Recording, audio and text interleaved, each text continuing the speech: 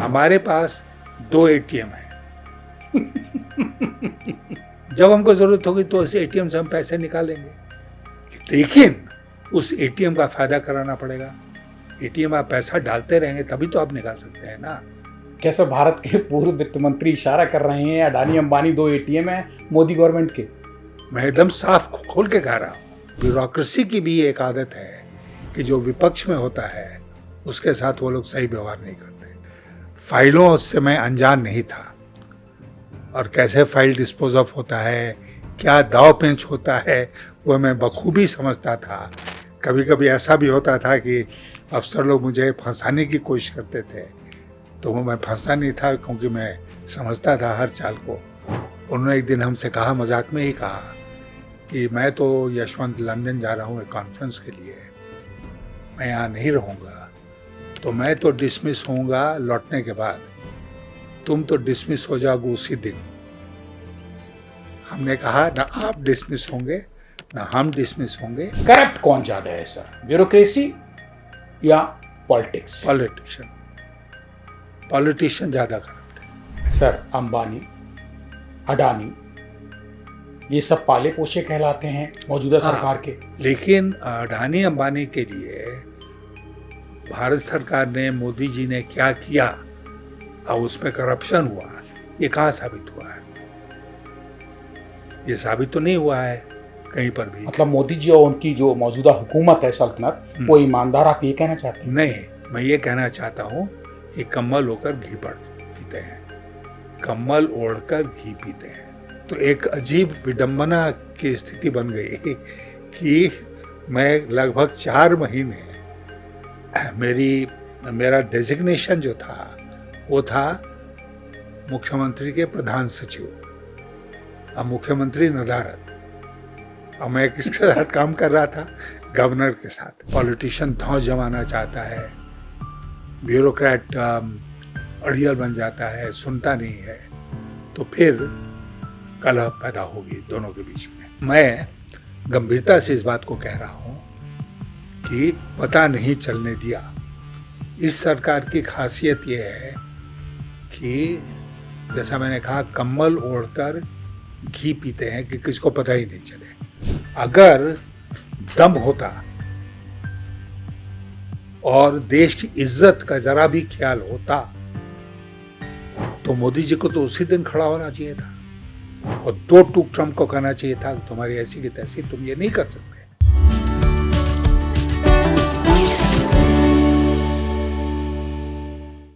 नमस्कार, मैं हूं आपका हमजुबान संजीव चौहान और इस वक्त आप बने हुए हैं स्टेट मिरर हिंदी के खास कार्यक्रम अनफिल्टर्ड अड्डा यानी पॉडकास्ट। आज हमारे खास मेहमान हैं भारत के पूर्व विदेश मंत्री, वित्त मंत्री और कद्दावर नेता, जिनका पार्टी से कोई, भले ही राजनीतिक पार्टी से विशेष कोई पहचान नहीं, लेकिन अपनी पहचान उनकी इतनी है कि हर पार्टी सोचती है कि काश यशवंत सिन्हा हमारे साथ जुड़े हों। सर स्वागत है स्टेट में हिंदी में। धन्यवाद। आपके बारे में कोई मीडिया ग्रुप या संजीव चौहान कुछ बताएं। हम बस सिर्फ आपसे सर जानना चाहते हैं कि 6 नवंबर 1937 के यशवंत सिन्हा और आप 88 साल की उम्र में 2025 के यशवंत सिन्हा, खुद में क्या सर फर्क महसूस कर रहे हैं? देखिए, जब आदमी पैदा होता है तो नन्हा मुन्ना होता है, दुनिया की कोई समझ नहीं होती है, पूरी तरह से माँ के ऊपर डिपेंडेंट होता है, माँ का दूध पी के बड़ा होता है। तो मेरे साथ भी वही हुआ जो सब लोगों के साथ होता है। मैं खुशकिस्मत इस माने में रहा कि हमें परिवार से बहुत प्यार मिला, माता पिता से बहुत प्यार मिला, अपने बड़े भाइयों बहनों से बहुत प्यार मिला। तो इसलिए जो शुरुआती ज़िंदगी थी वो बहुत आराम से कट गई, और फिर मैंने अपनी ज़िंदगी शुरू की जब मैंने एक नौकरी पकड़ी पहली बार। वो नौकरी थी शिक्षक की। मैं पटना विश्वविद्यालय का छात्र था और राजनीति शास्त्र मेरा विषय था।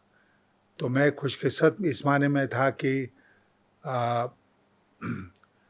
एमए की परीक्षा पास करने के तुरंत बाद ही मुझे ये नौकरी मिल गई शिक्षक की पटना विश्वविद्यालय में।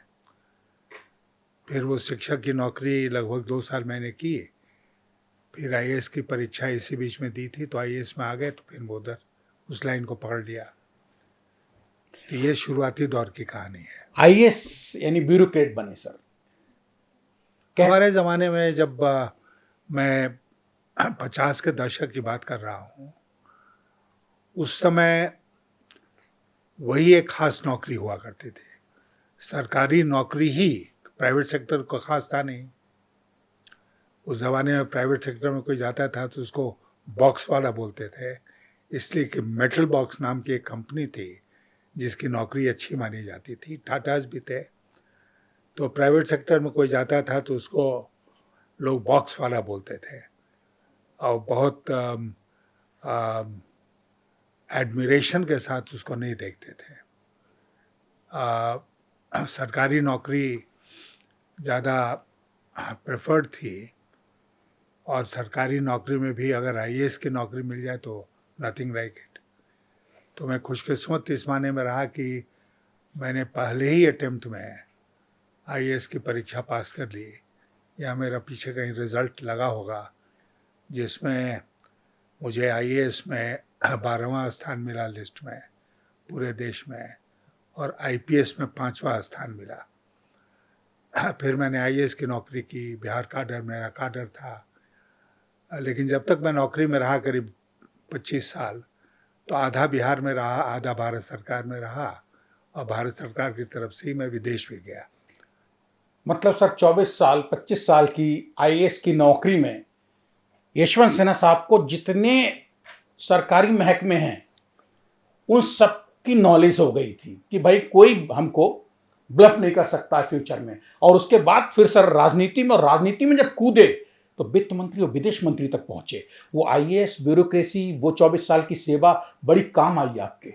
बहुत काम आई। मैं आपको बताऊं कि जब मैं वित्त मंत्री था तो वित्त मंत्रालय बहुत फाइल्स जनरेट होते थे।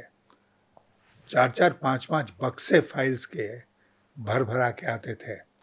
दिन को इतनी सारी मीटिंग्स और अपॉइंटमेंट्स होते थे कि टाइम नहीं मिलता था फाइल देखने का। तो मैं घर लेकर आता था। घर लौटकर जब मैं आता था तो कुछ थोड़ा बहुत खाना खाने के बाद मैं घर के ऑफिस में बैठ जाता था और फाइलें किया करता था। और मेरी आदत थी कि मैं कोई काम पेंडिंग नहीं छोड़ता था। तो इसलिए जब तक लास्ट कागज़ हमने नहीं देख लिया तब तक मैं सोने के लिए उठता नहीं था, चाहे 1 बजे चाहे 2 बजे। और फिर सुबह उठ के कार्यक्रम शुरू हो जाता था। तो उसमें मुझे कोई दिक्कत नहीं हुई। ऐसा नहीं है कि मैंने कहा किसी पीएस को या किसी और को कि भाई फाइल करना है तो तुम भी आ जाना। मैं अकेले फाइल किया करता था, क्योंकि जैसा आपने कहा कि सरकारी नौकरी करने के बाद फाइलों से मैं अनजान नहीं था, और कैसे फाइल डिस्पोज ऑफ होता है, क्या दाव पेंच होता है, वो मैं बखूबी समझता था। कभी कभी ऐसा भी होता था कि अफसर लोग मुझे फंसाने की कोशिश करते थे, तो वो मैं फंसा नहीं था क्योंकि मैं समझता था हर चाल को। तो अच्छा रहा, और बहुत काम किया मैंने जब मैं वित्त मंत्रालय में था, विदेश मंत्रालय में था। सर युवावस्था में तय कर लिया था कि भाई ब्यूरोक्रेसी, उसके बाद राजनीति में जाना है, और इसीलिए पॉलिटिकल साइंस के स्टूडेंट रहे? नहीं, बिल्कुल तय नहीं किया था, और राजनीति में जाने का मेरा दूर दूर तक कोई ख्याल मन में नहीं था। दूर दूर तक। मैं एक ऐसे परिवार से आता था जिसमें सब लोग प्रोफेशनल थे, सरकारी नौकरी करते थे, तो मैं भी सरकारी नौकरी की तरफ बढ़ गया। लेकिन मेरे साथ नौकरी में 2-3 ऐसी घटनाएं घटी कि मेरा मन एक तरह से उस नौकरी से भी ऊब गया। मैं बिहार के, उस समय बिहार झारखंड एक हुआ करता था, उसका सबसे बड़ा जिला था संथाल परगना। उसका मैं उपायुक्त था, डिप्टी कमिश्नर। 5.5 साल 6 साल की नौकरी हुई थी। तो मेरे यहाँ कुछ राजनेता आए, उस समय के चीफ मिनिस्टर थे और लोग थे। तो एक दुर्भाग्यपूर्ण घटना घटी। आ, मुझे लगा कि एक अफसर के नाते, एक उपायुक्त के नाते जो सम्मान उन लोगों को पब्लिक में मुझे देना चाहिए था, वो उन्होंने नहीं दिया। तो मेरी उनसे बकझक हो गई। तो बग्झक सच पूरा सुनना चाहेगा, देश सुनना चाहेगा, वो आज सर बताओ, खोलो। नहीं, मैंने खोला है कई जगह जब भी मौका मतलब जिसने मिला है। जिंदगी बदल दी की, ब्यूरोक्रेसी छुड़वा दी, हाँ, छुड़वा दी तुरंत नहीं, लेकिन एक बड़ा मन बन कारण गया। रहा कि हुआ ये कि मुख्यमंत्री आए उस समय, और उनके साथ प्रदेश के जो आ, सिंचाई मंत्री थे वो भी आए।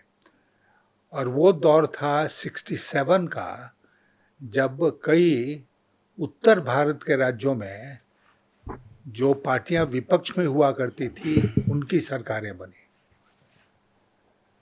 तो मैं जो अखबारों में देखा करता था कि वो मंत्री, मुख्यमंत्री इधर उधर गए, और ऐसा लगा कि जैसे सरकारी पदाधिकारियों को ह्यूमिलिएट करना, बेइज्जत करना, वो एक धर्म के नाते उनका काम था।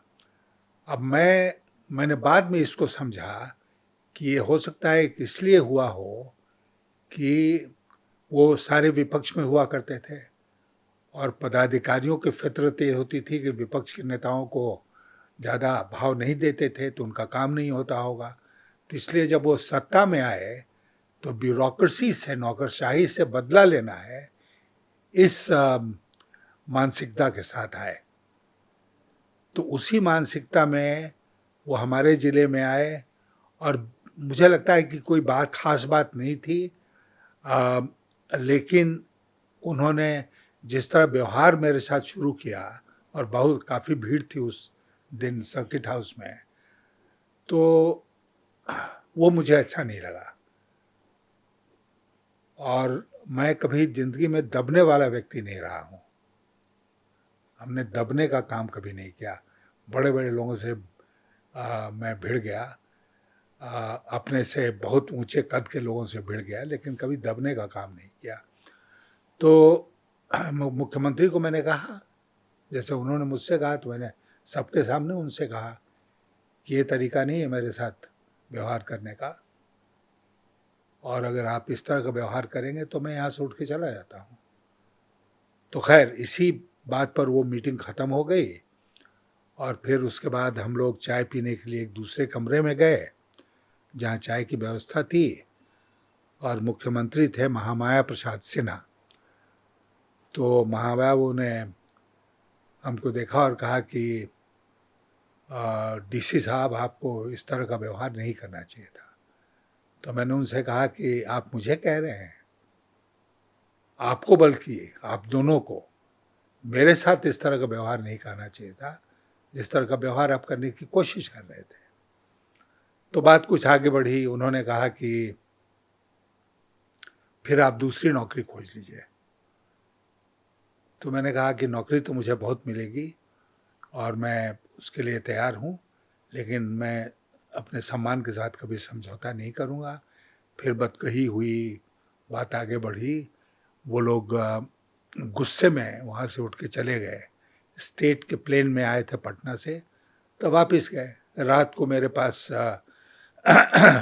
चीफ सेक्रेटरी का फ़ोन आया कि भाई आदेश हुआ है सरकार का कि आप तत्काल चार्ज हैंडओवर करके कल सुबह और पटना में रिपोर्ट कीजिए। मैंने कहा ठीक है, मैं करता हूँ।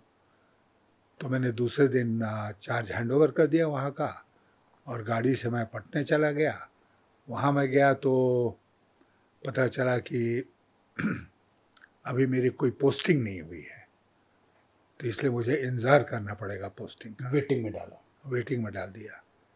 खैर, उसके बाद मैं सौभाग्यशाली था कि भारत सरकार में मेरी पोस्टिंग हो गई, और वाणिज्य मंत्रालय में पोस्टिंग हो गई। तो मैं अवर सचिव, अंडर सेक्रेटरी बनकर दिल्ली आ गया वाणिज्य मंत्रालय में। और ये जो झगड़ा हुआ उसमें चूंकि आईएएस अफसर को स्टेट गवर्नमेंट वाले तुरंत पनिश नहीं कर सकते हैं, तो इसलिए उसका कोई खामियाजा हमको नहीं भुगतना पड़ा। मेरे कैरेक्टर रोल में भी नहीं लिखा गया और मैं सीधे दिल्ली आ गया। और किस्मत का देखिए खेल क्या होता है, मैं 3.5 साल यहाँ विदेश वाणिज्य मंत्रालय में काम करता रहा, फिर 3.5 साल के लिए मेरी बाहर पोस्टिंग हो गई। बॉन जर्मनी वगैरह में सर बॉन वही दौर था? हाँ, वही दौर था कि पहले बॉन जो जर्मनी का वहाँ के भारतीय दूतावास में आप? हाँ, राजधानी होती थी, और फिर फ्रैंकफर्ट जहाँ मैं कौंसल जनरल बन के गया। तो 3.5-4 साल मैं वहाँ रहा, फिर लौट कर बिहार आया और बिहार में भी बहुत कम दिन रहा। फिर उसके बाद हम फिर दिल्ली आ गए, क्योंकि कांग्रेस पार्टी के एक मंत्री थे, वो चाहते थे कि मैं उनके साथ दिल्ली आकर काम करूं, तो मैं दिल्ली आ गया।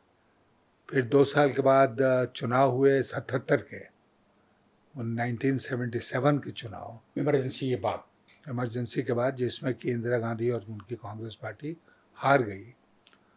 और मैं उसके बाद बिहार लौट गया। बिहार लौटने के बाद वहाँ भी चुनाव हुआ, सरकार बदल गई और कर्पूरी ठाकुर वहाँ के मुख्यमंत्री बन गए। तो कर्पूरी जी ने मेरी उनसे कभी मुलाकात नहीं हुई थी, कभी नहीं, लेकिन उन्होंने मेरे बारे में सुन लिया था और वो चाहते थे कि कोई बहुत कट्टर ईमानदार पदाधिकारी उनका प्रधान सचिव बने। तो ढूंढते ढूंढते बिना मुलाकात के ही उनकी नज़र मेरे ऊपर पड़ी होगी। तो एक दिन चीफ सेक्रेटरी का फ़ोन आया मेरे पास, उन्होंने कहा कि साहब आप मुख्यमंत्री के प्रधान सचिव नियुक्त किए जा रहे हो। मैंने कहा ठीक है। तो मेरा नोटिफिकेशन निकल गया। जब नोटिफिकेशन निकल गया तब मैं कर्पूरी ठाकुर से मिलने गया। कर्पूरी ठाकुर के बारे में एक बात प्रसिद्ध थी कि वो बहुत हिंदी के बहुत बड़े विद्वान भी थे और पोषक भी थे। वो नहीं चाहते थे कि कोई अंग्रेजी में बात करे, तो इसलिए उनके ज़माने में तुरंत सारा फाइल हिंदी में होने लगा बिहार में। और भारत सरकार को जितनी चिट्ठियाँ वो लिखते थे सब हिंदी में जाता था। उसका एक अनसाइंड इंग्लिश ट्रांसलेशन भी हम लोग अटैच कर दिया करते थे। तो कर्पूरी ठाकुर के साथ मैंने प्रधान सचिव के रूप में काम करना शुरू किया। फिर कर्पूरी ठाकुर मुख्यमंत्री का पद एक विश्वास मत उन्होंने रखा लेजिस्लेचर पार्टी के सामने, जिसमें वो हार गए, तो मुख्यमंत्री के पद से हट गए। उसके बाद रामसुंदर दास जी बने मुख्यमंत्री। तो ये हुआ कि वो हटा देंगे हमको, क्योंकि मैंने कर्पूरी ठाकुर के साथ काम किया है। लेकिन मुझे लगता है कि रामसुंदर दास जी ने ये सोचा होगा कि मैं तो एक प्रोफेशनल हूँ, प्रोफेशनल की तरह काम मैंने उनके साथ भी किया, तो मुझे रखने में कोई हर्ज नहीं है। तो उन्होंने मुझे कंटिन्यू किया। तो जब तक वो रहे मुख्यमंत्री तब तक मैं उनके साथ लगा रहा बिहार में। और फिर 1980 में सरकार चली गई, इंदिरा गांधी वापस आ गई, और जितने जनता पार्टी के शासित प्रदेश थे उसको डिसमिस करके सरकारों को उन्होंने राष्ट्रपति शासन लगा दिया। अब मज़े की बात यह है कि जब राष्ट्रपति शासन लग गया तो वहाँ गवर्नर थे किदवई साहब। तो किदवई साहब ने मुझे बुलाया और कहा कि भाई जैसे तुम पहले काम करते थे चीफ मिनिस्टर के साथ, वैसे ही मेरे साथ काम करना है। तो मैंने कहा साहब आपका तो एक प्रधान सचिव अलग से है। तो उन्होंने कहा वो जो पहले काम देखता था, वो हमसे सीनियर ऑफिसर थे, उन्होंने कहा कि वो जो काम देखते थे वो देखेंगे, लेकिन जो नया काम आ रहा है वो आप देखना। तो एक अजीब विडंबना की स्थिति बन गई कि मैं लगभग 4 महीने मेरा डेजिग्नेशन जो था वो था मुख्यमंत्री के प्रधान सचिव। अब मुख्यमंत्री नदारत, अब मैं किसके साथ काम कर रहा था? गवर्नर के साथ, राज्यपाल के साथ।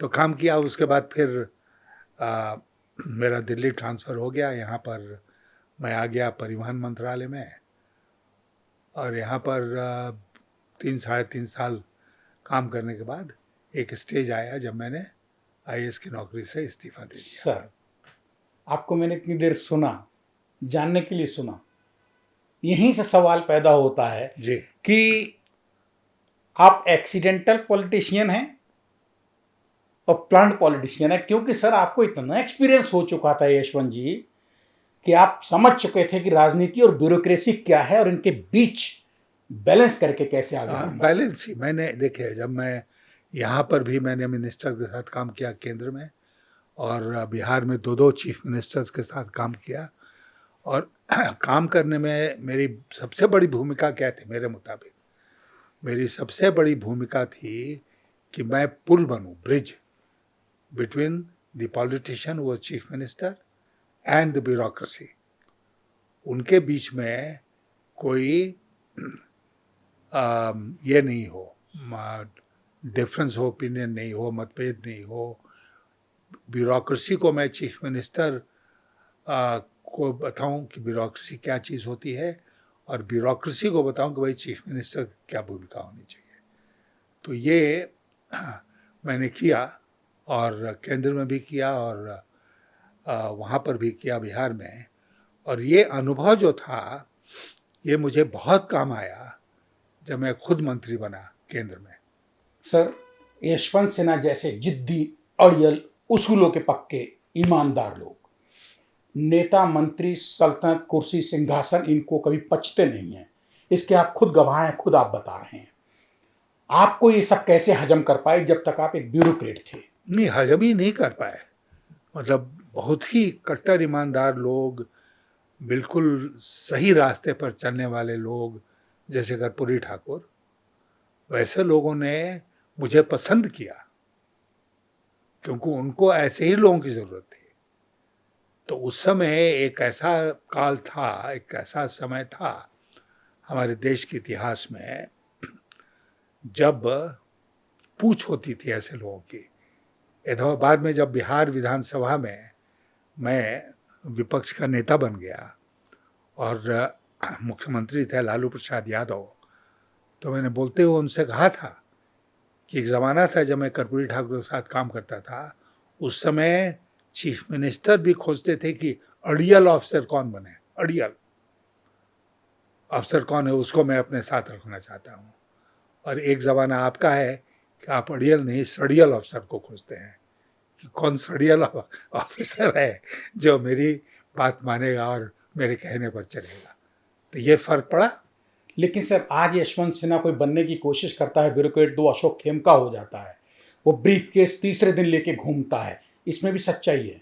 नहीं, कुछ लोग देखिए, कुछ लोगों ने सफलता भी पाई, और आज तो आज की सरकार में जो ब्यूरोक्रेसी में लोग रहे हैं वो बड़े पदों पर हैं। विदेश मंत्री एक अफसर रहे, फिर पेट्रोलियम मिनिस्टर एक अफसर रहे, और भी लोग हैं, अश्विनी वैष्णव हैं, वो भी एक अफसर रहे। तो बहुत लोग हैं जो कि सरकारी नौकरी में रहे, बड़े पदों पर रहे, फिर राजनीति में आकर उन्होंने ये किया। लेकिन मैं एक फ़र्क उनमें और मुझ में बताता हूँ कि राजनीति में आने के बाद शुरू में तो मैं बना राज्यसभा का सदस्य, लेकिन जैसे ही मौका मिला मैं लोकसभा की तरफ चला गया। और आसान नहीं था कहीं से लोकसभा का चुनाव लड़के जीतना, लेकिन मैंने वो एक्सपेरिमेंट किया अपने साथ 1998 में, और मैं लोकसभा का चुनाव लड़ा, मैं जीता हजारीबाग से, और केंद्र में आया, यहाँ वित्त मंत्री बना। आपने सर बहुत ज़बरदस्त तरीके से माइंड सेट किया, अपने को बैलेंस किया, पॉलिटिक्स और ब्यूरोक्रेसी। एक ब्यूरोक्रेट कहते हैं सर, वो उसको लगता है कि मेरी कलम से बड़ी ताकत किसी में नहीं है। ये उसका ईगो कहिए, स्वाभिमान कहिए, अहम कहिए, दम्भ कहिए, किसी भी उसमें लीजिए। लेकिन सर पॉलिटिशियन कहता है कुर्सी पे बैठा कि मुझसे ज़्यादा ताकतवर ब्यूरोक्रेट नहीं है। सर, आखिर ब्यूरोक्रेसी और पॉलिटिक्स इनमें कौन किसको हाँकता है? क्या वाकई में हाँके जाते हैं एक दूसरे बहुत से? पहले मैंने एक किताब पढ़ी थी जिसमें उन्होंने इसी प्रश्न का विश्लेषण करते हुए कहा कि bureaucracy and politician minister they are like two swords in one scabbard. Scabbard होता है जिसमें तलवार रखते हैं। तो उन्होंने कहा कि एक म्यान। ही म्यान में दो तलवार ये है, और ये दोनों तलवारें अगर साथ मिलकर नहीं काम करेंगी तो आपस में तकरार पैदा होगी। तो मैंने दोनों तरफ से देखा है सरकार को, एक ब्यूरोक्रेट के नाते भी और एक मंत्री के नाते भी, और मैंने महसूस किया कि अपनी जगह पर ब्यूरोक्रेट को सम्मान मिलना चाहिए। इसलिए जब मैं मिनिस्टर था यहाँ पर तो मैं भरपूर सम्मान देता था अपने पदाधिकारियों को, और उसी तरह मैं उम्मीद करता था कि जो पदाधिकारी हैं वो मुझे भरपूर सम्मान देंगे। ये अगर तालमेल बन के चले तो कोई दिक्कत नहीं है, लेकिन अगर ये तालमेल नहीं बनता है किसी कारण, पॉलिटिशियन धौंस जमाना चाहता है, ब्यूरोक्रेट अड़ियल बन जाता है, सुनता नहीं है, तो फिर कलह पैदा होगी दोनों के बीच में। नेता, मंत्री, पॉल और ब्यूरोक्रेट, इनके सर कोई दो ऐसी चीजें बता दीजिएगा जो अहम और टकराव की वजह बन जाती हैं। मनमानी करना, मैं मानता हूं कि सबसे बड़ा कारण जो है वो है मनमानी करना और सम्मान नहीं देना। मेरे अपने जीवन की जो कहानी है उसमें मेरा जो पॉलिटिशियन के साथ झगड़ा हुआ वो इसके लिए हुआ कि मुझे लगा कि उन्होंने सम्मान नहीं दिया। इसलिए मैं जब पॉलिटिशियन बना तो मैंने ऐसा मौका आने ही नहीं दिया कि मैं उनका सम्मान करने में कोई कमी रखूं। हालांकि इसके साथ ही साथ मैं ये भी कहना चाहूँगा कि मेरे किस्मत खैर ब्यूरोक्रेसी जानती थी कि मुझे बेवकूफ़ बनाना संभव नहीं है, क्योंकि मैं सरकार का रग रग पहचानता हूँ। लेकिन उन्होंने कोई कोशिश भी नहीं की जिसके चलते मुझे परेशानी होती। तो हम बिल्कुल ठीक ठाक चले आए ब्यूरोक्रेसी के साथ, जब तक हम न केवल मंत्री रहे बल्कि विपक्ष में भी जब हमने काम किया तो हम बिल्कुल ठीक ठाक चले। जैसे मैं बताऊं कि मैं जब यहाँ संसद सदस्य था लोकसभा का, तो मैं वित्त मामलों की जो समिति उसका अध्यक्ष होता था। तो उसके सामने तो कितने लोग उसमें होते थे, 18-20 लोगों की वो कमेटी थी, और पदाधिकारी और हर तरह के लोग साक्ष्य देने के लिए उस कमेटी के सामने आते थे। और मैं ये सुनिश्चित करता था हर मामले में कि न केवल मैं उनके साथ सही व्यवहार करूं, बल्कि हमारी कमेटी के जो सदस्य हैं वो भी सही व्यवहार करें। और कोई अगर लाइन छोड़ के इस तरफ जाता था जिससे मुझे लगता था कि उस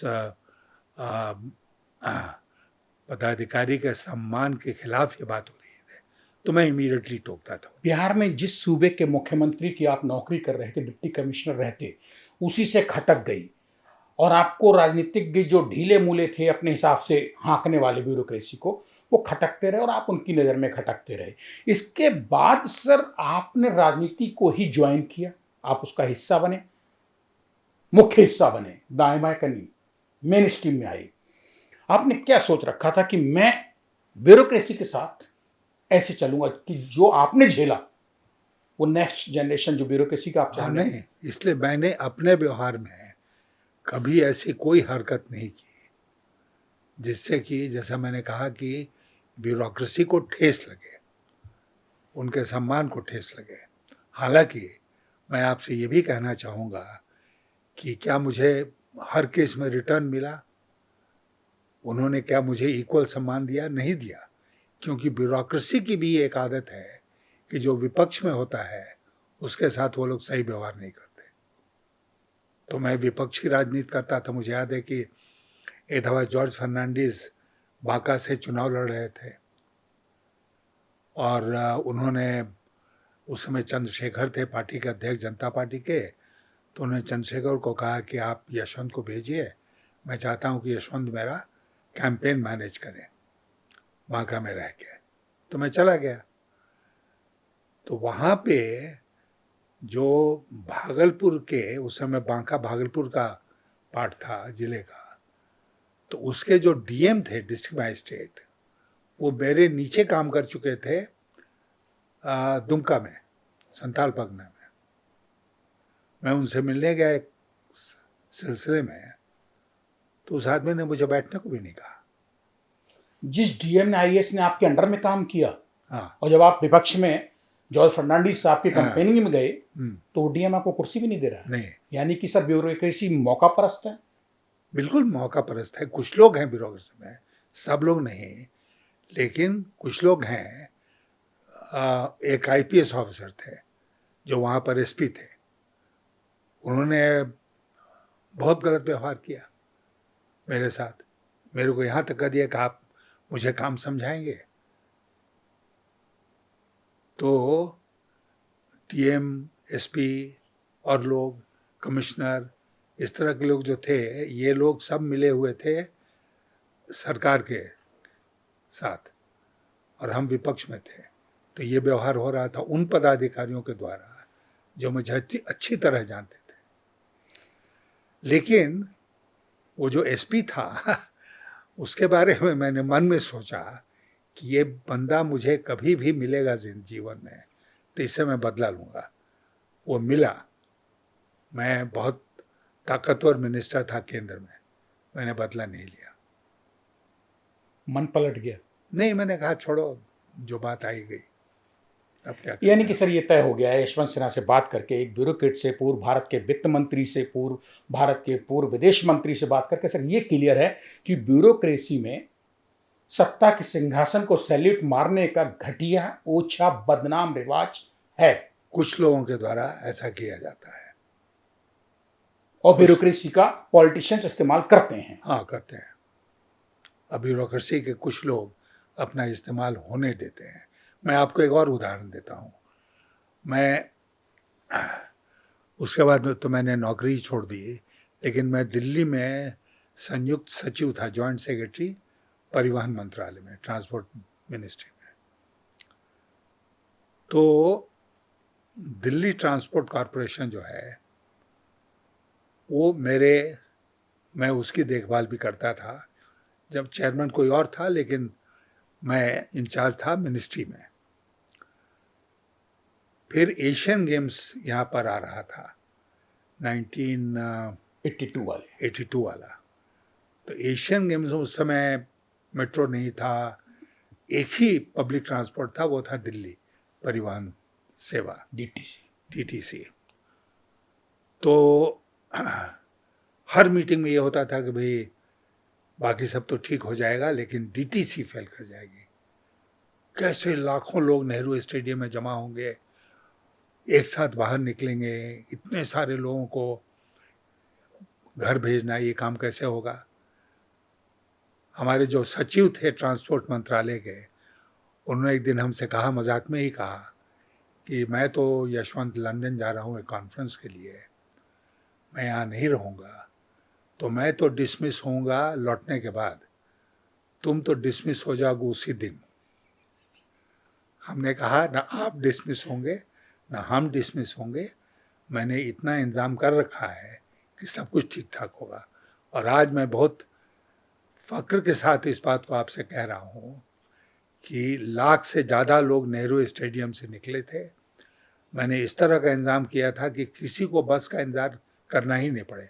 एक बस भरा गया, दूसरा बस भरा गया, और बसें लाइन में लगी हुई थी और लगातार लोगों को ट्रांसपोर्ट कर रही थी। वो जब सक्सेसफुली सब कुछ हो गया तो वहाँ के जो डीटीसी के पदाधिकारी थे, उन सब लोगों ने मुझे कंधे पर उठा लिया कि साहब क्या कमाल हम लोगों ने करके दिखा दिया। सर करेक्शन, आप चूंकि ब्यूरोक्रेट भी रहे, विदेश मंत्री रहे, वित्त मंत्री रहे, आपसे ज़्यादा बेहतर सर मुझे कम से कम कैमरे पे खुल के कोई नहीं बता पाएगा। करप्ट कौन ज़्यादा है सर, ब्यूरोक्रेसी या पॉलिटिक्स। पॉलिटिशियन ज़्यादा करप्ट है, क्योंकि पॉलिटिशियन को पैसे की ज़्यादा ज़रूरत पड़ती है, और केवल चुनाव लड़ने के लिए नहीं। वो कहीं अगर पॉलिटिक्स कर रहा है तो आज के दिन, पहले भी पॉलिटिक्स एक खर्चीली चीज़ है। लोग आते हैं, आपसे तरह तरह की उम्मीद ले आते हैं, जिसमें ये भी होता है कि आप पैसा दे दीजिए उनको। और आपने पैसा देने का सिलसिला शुरू किया तो एक अंतहीन ये सिलसिला होता है। इसलिए मैं जब राजनीति में रहा तो मैंने कभी भी किसी को कैश देने का काम नहीं किया। कि चुनाव को छोड़ दीजिए, ऐसे कोई आया बहुत दुख दर्द लेकर भी, तब भी मैंने अपने जेब से निकाल कर उसको पैसा नहीं दिया। जो सरकारी व्यवस्था है उसके अंतर्गत उसको अगर रिलीफ मिल सकता है तो उसकी व्यवस्था मैंने करवाई, लेकिन ये कभी इनकरेज मैंने नहीं किया कि मैं उसको निकाल के 10,000 रुपया 50,000 रुपया दे दूँ। ब्यूरोक्रेसी सर करप्ट है या उसको करप्ट किया जाता है? कुछ लोग खुद करप्ट होते हैं और कुछ लोग परिस्थितियों के शिकार बनते हैं।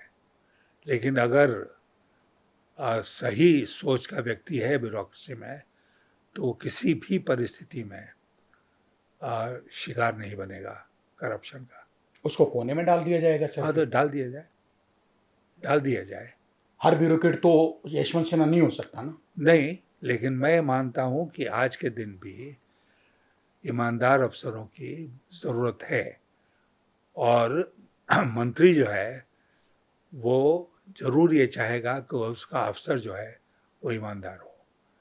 अगर मंत्री खुद करप्ट नहीं है, अगर करप्ट है तो वो करप्ट अफसरों को लाएगा जो उसके काम में उसके सहभागी बनेंगे। भारत में ऐसा किसी भी देश में, हम चूंकि भारतीय हैं तो भारत के ही परिप्रेक्ष्य में बात करें, करप्शन नीचे से ऊपर चलता है, ऊपर से नीचे?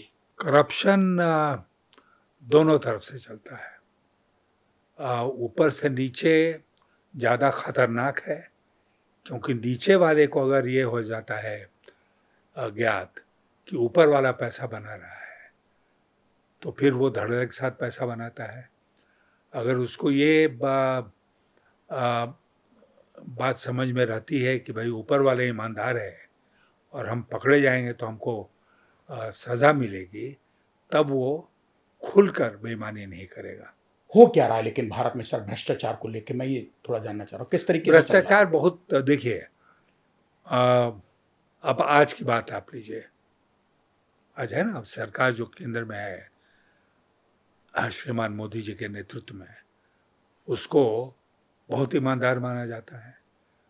कोई करप्शन का स्कैंडल अभी तक सामने नहीं आया है कि साहब उसने बना लिया।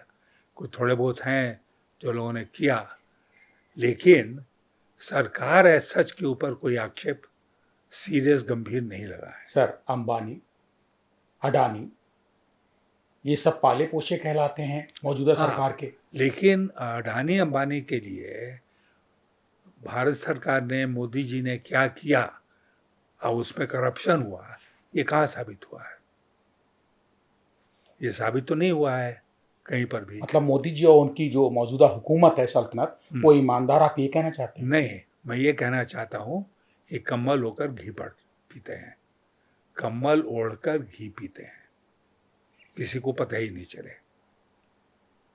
ये मौजूदा हुकूमत के बारे में कह रहे हैं? शत्रुघ्न सिन्हा जी हमारे मित्र हैं, उनका एक बहुत फेमस कोट है, मैं आपको बताता हूँ कि शादी के बाद एक दिन उनकी पत्नी ने उनको किसी और लड़की के साथ देख लिया, पकड़ लिया।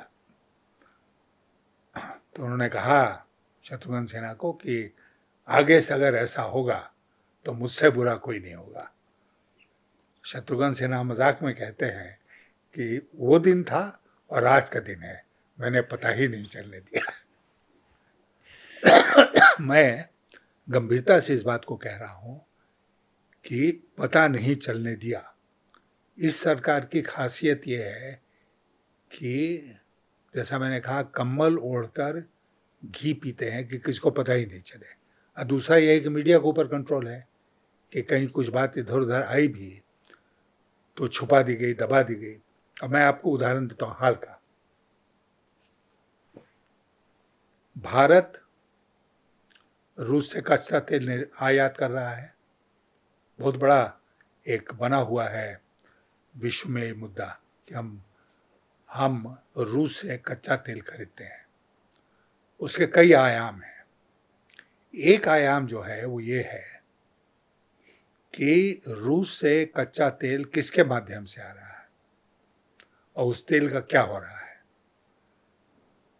अब आप पत्रकार हैं, मीडिया में हैं, पता नहीं आपको भी जानकारी है कि नहीं है कि वो तेल रूस से कच्चा तेल सस्ती कीमत पर, सस्ते दर पर यहाँ आता है।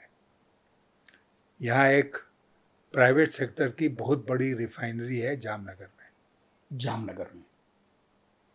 वहाँ वो कच्चा तेल और इसका बहुतायत कुछ पब्लिक सेक्टर को भी जाता है, लेकिन बल्क में ये जाता है उस रिफाइनरी को।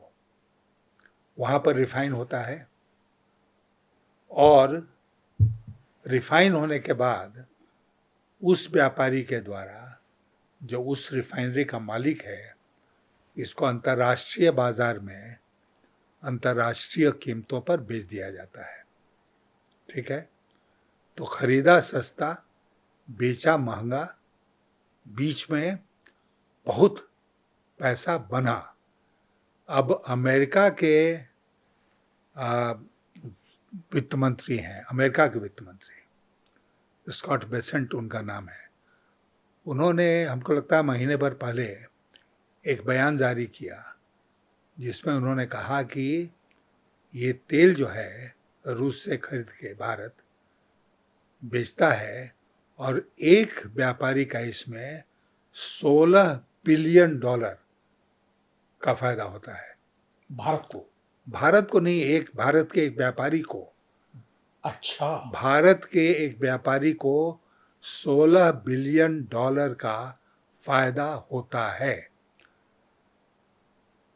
अब वो आप सोच लीजिए, 16 अरब, 16 का आप 80, 88, 90 से गुना कर दीजिए, रुपए में कन्वर्ट कर लीजिए उसको, कि इतने का फायदा, लाखों रुपए का फायदा होता है। क्यों? क्योंकि ये सस्ता खरीदते हैं, महंगा बेचते हैं। क्या भारत के कंज्यूमर को फायदा हुआ सस्ते तेल का? नहीं। क्या यहाँ तेल की कीमतें घटी? नहीं। उस तेल जो आयात हुआ उसका हुआ क्या? उसको बेच दिया गया बाहर के देशों में और एक किसी का फायदा हो गया। मैं ये आपसे कहना चाहता हूँ कि ये खबर कहाँ से मुझे मिली? कोई सरकारी सोर्स से नहीं मिली। मैं अखबार रेगुलरली पढ़ता हूँ, देखता हूँ, कहीं कहीं खबरें आती हैं, तो मैंने देखा, करे ये तो बड़ी बड़ी महत्वपूर्ण खबर है। और फिर मैंने 2-3 जगह इसका जिक्र किया। भारतीय मीडिया ने इसको पिकअप नहीं किया, डर के मारे मोदी जी के। जो भी हो, जो भी कारण हो, उन्होंने इसको पिकअप नहीं किया। मैं आपको एक बात बताता हूँ, आज के दिन मैं राजनीति कर रहा हूँ, डंके की चोट पर मैं ईमानदारी के साथ राजनीति कर रहा हूँ, लेकिन राजनीति करने के लिए पैसे की जरूरत पड़ती है ना। पार्टी चलाने के लिए पैसे की जरूरत पड़ती है। तो ईमानदारी की छवि बनाए रखने का तकाजा ये है कि मैं सबसे पैसे नहीं लूँ। आप आएंगे कि सर हम तो देने को तैयार हैं, तो हम भगा देंगे आपको। नहीं भाग, हमको कोई जरूरत नहीं। हमारे पास 2 ATM है।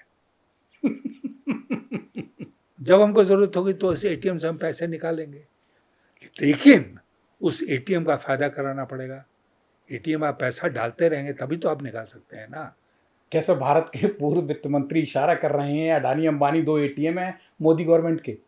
मैं एकदम साफ खोल के कह रहा हूँ, इशारा नहीं कर रहा हूँ, साफ खोल के कह रहा हूँ कि ये दोनों जो हैं वो ATM का काम करते हैं। दोनों को मोदी सरकार नाजायज़ फ़ायदा पहुंचाती है। और जो अभी उदाहरण मैंने आपको दिया वो है अंबानी का, जिनका रिफाइनरी है जामनगर में, जहाँ पर ये सारा खेल होता है। सर, आपने एक बड़ी अहम बात कही है, हो सकता है, ये हो सकता नहीं, होगा, पचेगी नहीं, क्योंकि यशवंत सिन्हा आगे का सोच के नहीं बोलते हैं। जो दिमाग में है, दिल में है, जुबान पे वो बोल रहे हैं। आपने कहा कंबल ओढ़ के घी पिया जा रहा है, इसको जरा खोल दें। नहीं, खोल के मैं यही कह रहा हूँ ना कि जो लोग हैं वो इस तरह से पैसे बना रहे हैं जैसे किसी को कानो कान खबर नहीं हो। वो कौन लोग हैं सर? अरे सरकार में बैठे लोग हैं, हम आप थोड़ी हैं। सरकार में बैठे लोग हैं। अब अगर अंबानी को इतना बड़ा फायदा हुआ रूस से कच्चा तेल आयात करने में हो रहा है, तो ये बात क्यों नहीं आई देश के सामने? इसलिए नहीं आई कि दबा दिया गया। अंबानी तो सर आपने एटीएम बताए मोदी सरकार के, लेकिन सर अभी बनतारा वाला मामला, उसमें एक मुकदमा दर्ज करा दिया गया था, वो क्या सिर्फ दिखावा था? हाँ, बिल्कुल दिखावा था। और ये बहुत पुरानी तकनीक है सरकार में शीर्ष पर बैठे लोगों की कि अगर मैं मान लीजिए कि प्रधानमंत्री हूँ या बहुत महत्वपूर्ण मंत्री हूँ, आप मेरे साथ काम करते हैं या मेरे को फ़ायदा पहुँचाते हैं किसी काम के माध्यम से, तो मैं सबसे पहले आपकी जांच कराऊंगा और जांच करा के आपको क्लीन चिट दे दूंगा। कि बाद में कभी कोई बात आएगी तो ये कहने को रहेगा भी जांच तो हुई, क्लीन चिट दे दिया, खत्म हो गई बात। रूस से कच्चे तेल की खरीद फरोख्त और ट्रंप का बमकना, तो ट्रंप सर ये जो भारत की जो एक दो एजेंसियां हैं, बड़े घराने हैं, बिजनेसमैन, गैस का तेल का जो काम करते हैं, रिफाइनरी का, इनसे ज्यादा परेशान हैं रूस से सस्ता तेल लेके रिफाइन करके उसको इंटरनेशनल लेवल पे एक्सपोर्ट करते हैं, बेचते हैं, इससे ज्यादा तकलीफ है या उनको बढ़ते हुए भारत से ज्यादा तकलीफ है? इसके पहले भी भारत बढ़ा है, ऐसा नहीं ना है कि पहली बार भारत तरक्की कर रहा है। मैंने तो अटल बिहारी वाजपेयी के साथ काम किया था, बिना डरे निडर होकर उन्होंने परमाणु परीक्षण किया ना, और दुनिया के जितने ताकतवर देश थे सबने हमारे ऊपर आर्थिक प्रतिबंध लगाए ना, हम झुके? हम नहीं झुके। मैं तो वित्त मंत्री था, अटल जी ने मुझे बुला के कहा कि ये हमको परेशानी होगी, लेकिन आप सुनिश्चित कीजिए कि हमको किसी के सामने झुकना नहीं पड़े। हमने कहा बिल्कुल हम नहीं झुकेंगे, हम नहीं झुके, फिर दुनिया झुकी हमारे सामने। तो ट्रम्प का जो पूरा खेल है वो ये तो समझ ही रहा है कि इसमें कोई खास चुनिंदे लोग जो सरकार के नज़दीक हैं वो अनाप शनाप पैसा बना रहे हैं, लेकिन इसके साथ ही साथ इसका एक जियोपॉलिटिकल जिसको कहते हैं वो खेल उसका जो है वो ये है कि हम रूस से तेल खरीद रहे हैं, रूस को उससे फ़ायदा हो रहा है, और वो फ़ायदा जो हो रहा है उससे वो यूक्रेन का युद्ध चला रहा है। इसलिए ट्रम्प ने कल जनरल असेंबली में बोलते हुए कहा कि भारत और चीन फाइनेंस कर रहे हैं यूक्रेन का युद्ध। हाउ डू मोदी, अमेरिका में पूरा बवाल मचा, साहब पूरी दुनिया में छा गए मोदी जी, अब वही ट्रंप साहब मोदी जी के पीछे पड़े हुए हैं, 50% टैरिफ लगा दिया है। क्या सर मोदी ने ठीक तरीके से सिचुएशन को हैंडल किया? देखिए, आप इस शुरू में जाइए, उन्होंने बेड़ियों में भारतीयों को भारत भेजा, हाथ पांव में बेड़ियां जकड़कर अपने प्लेन में लादा उनको और यहाँ भेजा। हंगामा हुआ, भारत में कोई क्रांति हुई? कुछ नहीं, सरकार ने एक शब्द नहीं कहा, बल्कि उसको जस्टिफाई किया। अगर दम होता और देश की इज्जत का जरा भी ख्याल होता तो मोदी जी को तो उसी दिन खड़ा होना चाहिए था और दो टूक ट्रम्प को कहना चाहिए था तुम्हारी ऐसी की तैसी, तुम ये नहीं कर सकते। कोलंबिया जैसा देश, छोटा सा देश है साउथ अमेरिका में, उसने तो मना कर दिया ट्रम्प को और कहा कि मैं प्लेन भेजूंगा, हमारे प्लेन में लोग हमारे आएंगे। तो हम तो झुकते चले गए ना, लगातार झुकते चले गए। क्यों झुकते चले गए? क्यों? इसलिए कि ट्रम्प के सामने खड़े होने की हमारी हिम्मत नहीं है। और हिम्मत क्यों नहीं है? ट्रम्प के पास हमारा कौन सा ऐसा राज है कि हम उससे दो टूक बात नहीं कर सकते हैं? कौन सा राज? पेगासस। पेगासस वो खुफिया यंत्र है जो हम लोगों ने इजराइल से खरीदा और उससे जासूसी कराई भारत में। अब मान लीजिए कि वो बात खुल जाती है भारत में खबर आ जाती है कि पेगासस के माध्यम से मोदी जी ने उसकी जांच खुफियागिरी कराई, उसकी उस पर कराया, ये किया वो किया, राजनाथ सिंह का कराया, अमित शाह का कराया, तो क्या देश खामोश रहेगा? नहीं, हंगामा होगा ना। सर आप बहुत बड़ी बात बोल रहे अरे हैं। भाई, बोल रहे हैं, कोई सुनने वाला हो तो बोल रहे हैं ये तो सब चोर के ऊपर मोर बैठा है भारत में। कि पेगासस जो है, जो हमने खुफियागिरी के लिए हमने इजराइल से लिया, उसका उपयोग हमने किया, वो किसके खिलाफ किया इसकी जानकारी इजराइल को है और अमेरिका को है। मतलब मोदी जी और हम मौजूदा करके हुकूमत, बैठे हैं, हम करके बैठे हैं, तो हमको हिम्मत होगी जो इस बात को जानता है उसके सामने तन के खड़े होने की। मतलब सर 50% टैरिफ वाला तो कोई बहुत बड़ा झंझट नहीं है। झंझट असली पेगासस वाला कोई जिस दिन मुंह खोल दिया अमेरिका ने। 50% टैरिफ तो उसने लगाया ना, हम चुप रह गए? हमने उसके ऊपर 50% टैरिफ तो नहीं लगाया। उसने सारे अंतर्राष्ट्रीय कानून का उल्लंघन करते हुए ये काम किया और हम खामोश बैठे हैं ना। उसने बेड़ियों में जकड़कर हमारे लोगों को वापस भेजा, हम खामोश बैठे हैं ना। वो रोज अनशन बोलता है और कहता है कि हिंदुस्तान पाकिस्तान का सीज फायर हमने कराया, हम खामोश बैठे हैं ना। क्यों खामोश बैठे हैं? भारत इतना कमजोर क्यों हो गया आज ट्रंप के सामने? वो हिम्मत हम क्यों नहीं दिखा रहे हैं जो अटल बिहारी वाजपेयी ने दिखाया था, जब प्रेसिडेंट क्लिंटन ने उनको फोन करके कहा कि नवाज शरीफ आए हुए हैं वॉशिंगटन कारगिल युद्ध के समय में, अभी आ जाइए तो मैं समझौता करा देता हूं। अटल जी का जवाब क्या था? जो लोकसभा में उन्होंने कहा कि मैं उस समय तक देश छोड़कर कहीं नहीं जा रहा हूं जब तक कि मैं अंतिम घुसपैठिए को भारत की पवित्र धरती से बाहर नहीं भेज देता हूं। ये कहा, उनको हिम्मत थी कहने की। आज क्यों नहीं हम हिम्मत दिखा रहे हैं? सर ये जो आप बता रहे हैं इजराइल वाला और ये जासूसी वाला, यानी कि ये जिन्न सर अभी बाहर आने वाला है अमेरिका के जरिए। आएगा कि नहीं आएगा मैं नहीं जानता हूं, लेकिन कुछ लोगों को देश में इससे भयानक डरने की जरूरत है और वो डर रहे हैं। इसलिए देश की जनता जब सोचती है कि भाई जवाब क्यों नहीं हम दे रहे हैं, इसलिए नहीं जवाब दे रहे हैं। 1986 में जनता पार्टी के सदस्यता ली और उसी साल आप उसके पार्टी के अखिल भारतीय महासचिव बन गए।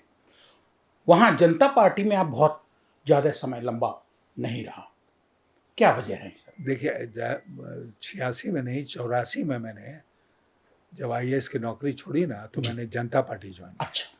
और जनता पार्टी ज्वाइन करने का मुख्य कारण ये था कि मैं कांग्रेस पार्टी में नहीं जाना चाहता था, विपक्ष की पार्टी में जाना चाहता था। और जनता पार्टी ने मुझे अपील किया क्योंकि जेपी की बनाई हुई पार्टी थी और जेपी के लिए मेरे मन में बराबर बहुत सम्मान रहा है, इसलिए मैंने जनता पार्टी ज्वाइन किया।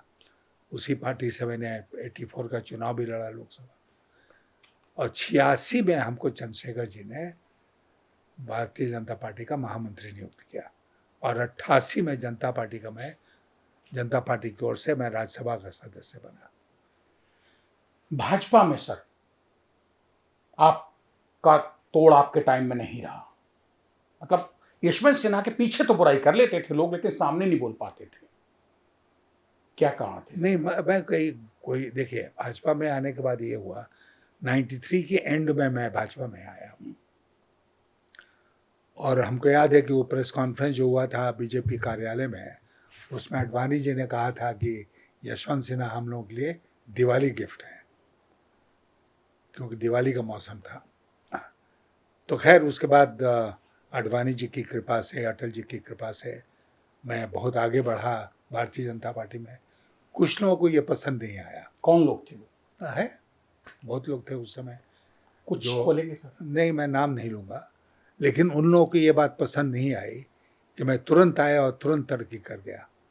यहाँ तक कि 95 में, 1995 मुझे आए हुए 1.5 साल, पौने 2 साल हुआ था जब मैं विपक्ष का नेता बन गया बिहार विधानसभा में। 98 में कितना दिन हुआ था? 5 साल, मैं बन गया वित्त मंत्री देश का अटल जी की सरकार में। तो कुछ लोगों को पसंद नहीं आया, तो वो लोग बराबर मेरा पैर खींचने की कोशिश करते रहे थ्रू आउट। असर नहीं पड़ा, लेकिन लगे रहे कोशिश में। चंद्रशेखर जी से आप बहुत प्रभावित रहे, उनके साथ जुड़े रहे, लेकिन बहुत कम समय जुड़ पाए सर।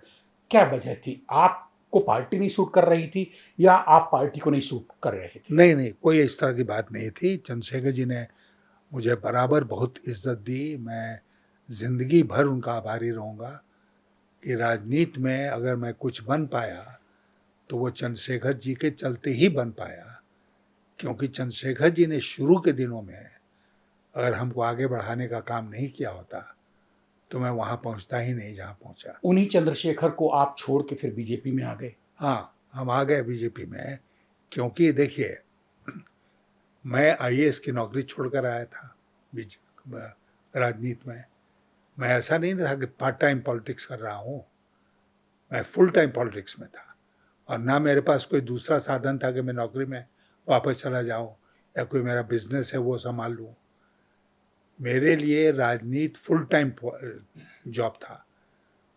चंद्रशेखर जी की पार्टी जनता पार्टी जिस तरफ चली गई थी, उसमें मैंने महसूस किया कि अब इस पार्टी के माध्यम से राजनीति में कोई प्रॉस्पेक्ट नहीं है, इसमें कोई भविष्य नहीं है। मैं कुछ चुनाव नहीं जीत पाऊंगा अगर मैं चंद्रशेखर जी की समाजवादी जनता पार्टी में कंटिन्यू करता।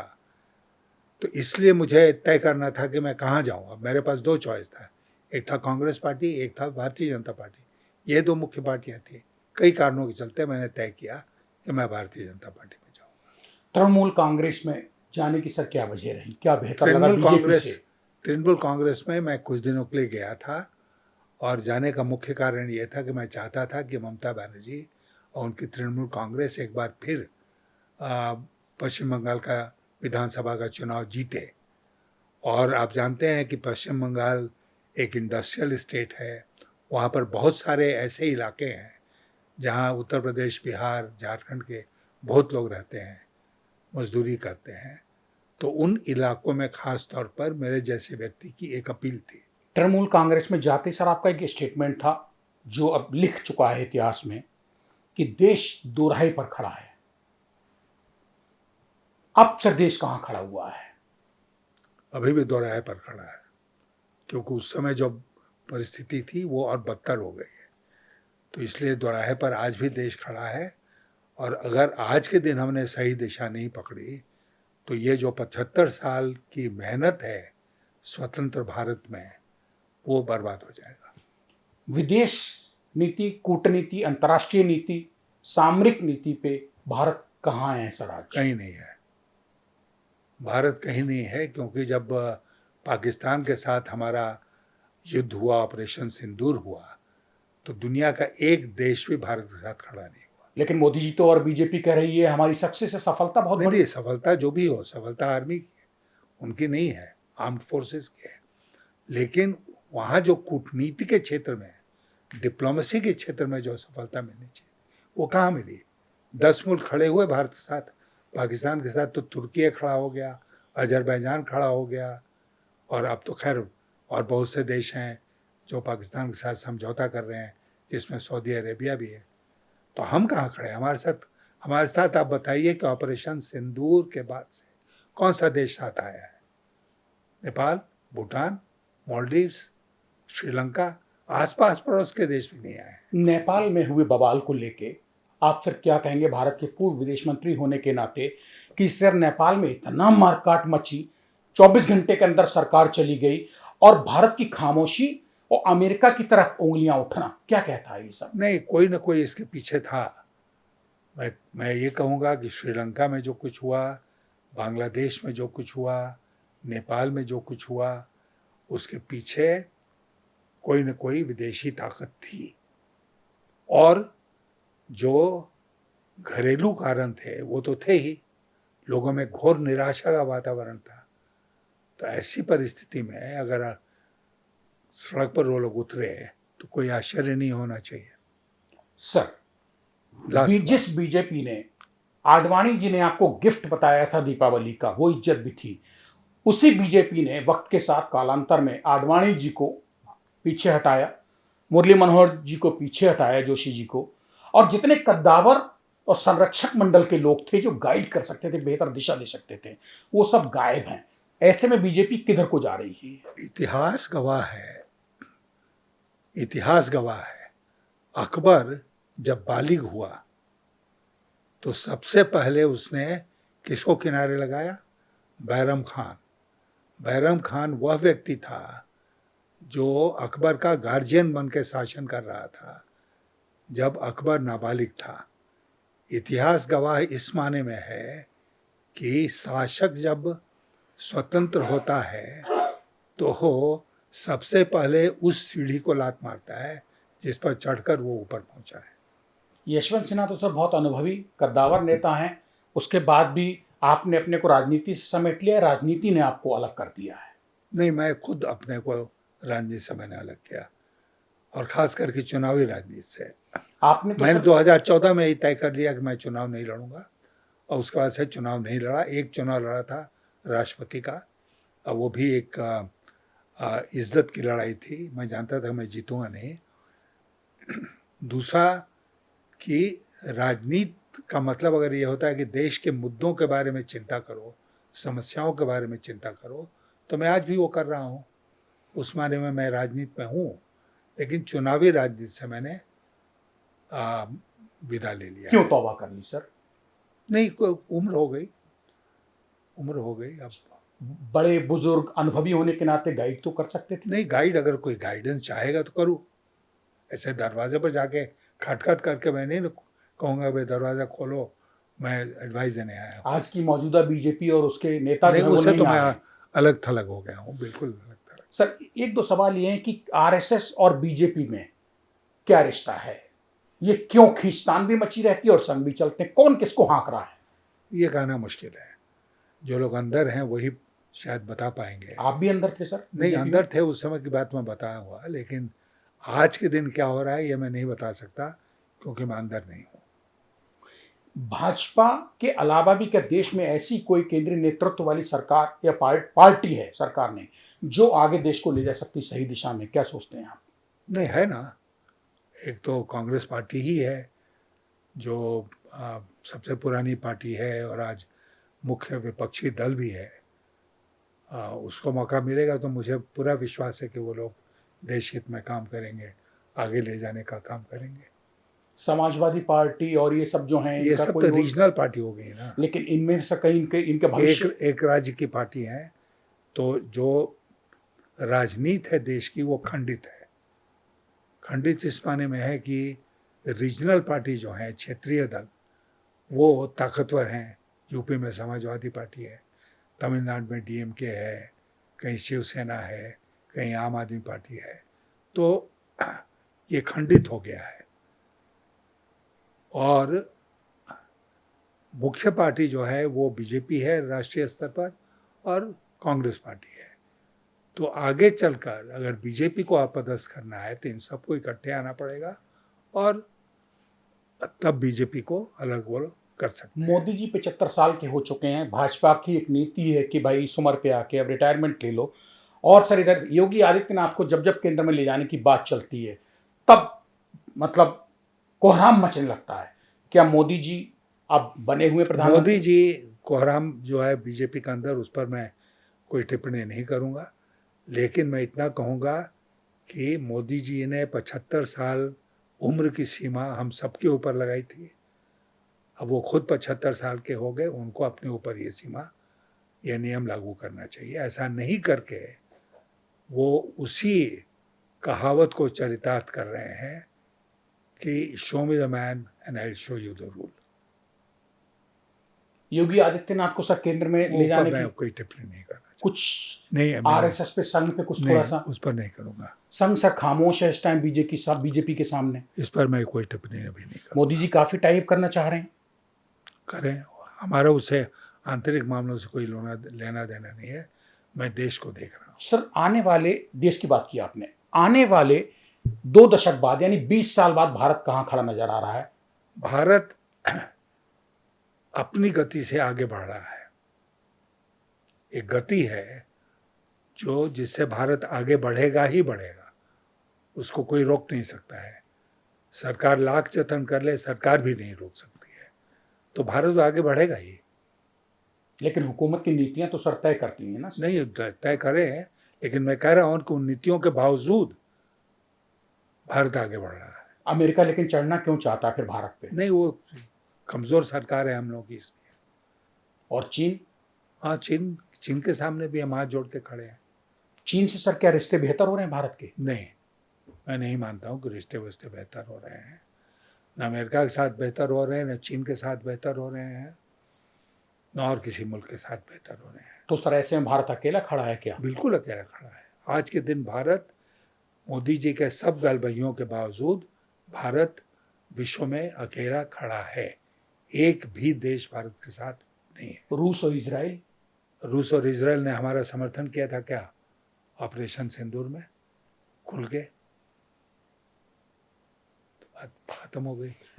शुक्रिया सर, बात करने के लिए स्टेट में हिंदी से ये थे यशवंत सिन्हा साहब, जिनके बारे में फिर मैं कहूँगा कुछ बताना जरूरी नहीं है, सब कुछ दुनिया जानती है। लेकिन जो कुछ कहा है वो इस देश की मौजूदा राजनीति, राजनेताओं, ब्यूरोक्रेसी को बर्दाश्त करना बेहद मुश्किल है, क्योंकि हमाम में सब नंगे हैं।